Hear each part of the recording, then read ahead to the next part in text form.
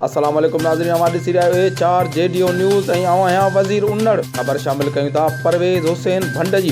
नौशेरो फिरोज़ ज़िले जे ॿिनि तालुक़े जी बाडी जी चूंड थी गुज़री, जंहिंमें तालुको कंडियारो, तालुको महरापुर। जमात इस्लाहुल मुस्लिमीन ज़िलो नौशेरो फिरोज़ ज़ोन 1 जे साल 2020 लाइ नई बाडी चूंडी वई। बाडी जी चूंड सूबाई बाडी नायब सदर शहज़ादो वकास अहमद ताहिरी, फिनांस सेक्रेटरी इक़बाल अमर सोहू ताहिरी, ऑडिटर अनवर अली डाहिरी ऐं ब्रांच सरपरस्तनि जी निगरानी में थी गुज़री। 25 ब्रांचनि जे उहिदेदारनि बि शिरकत कई, जंहिंमें हेठियां उहिदेदार चूंडिया विया। सदर मज़हर अली काइम खानी, सीनियर नायब सदर गुलाम मुस्तफ़ा डोबल, नायब सदर खलीफुल्लाह रखियो चन्ना, जनरल सेक्रेटरी इरशाद अली मरी, जॉइंट सेक्रेटरी इम्तियाज़ अली खंड, प्रेस सेक्रेटरी इक़बाल अमर सहतो, फिनांस सेक्रेटरी गुलाम Mustafa चन्नड़, auditor Ghulam Nabi घांगरो, office secretary Mohammad Haroon Solangi चूंडिजी विया। उन मौक़े ते चूंडियल उहिदेदारनि खे गुलनि जा हार पाराए खेनि मुबारकूं ॾिनियूं वयूं। सूबाई नायब सदर शहज़ादा वकास उहिदेदारनि जे महिनतनि खे पिणु साराहियो ऐं चयाईं त इंशाअल्लाह पंहिंजे मुर्शिद सजण साईं दरगाह अलाहाबाद वारे जे ॻाल्हियुनि ते अमल कंदासीं ऐं ईअं अवाम जी ख़िदमत ऐं नेकी जो रस्तो इख़्तियार कंदासीं। वधीक ख़बरनि ऐं अपडेट लाइ ॾिसंदा रहो A4 JDO न्यूज़।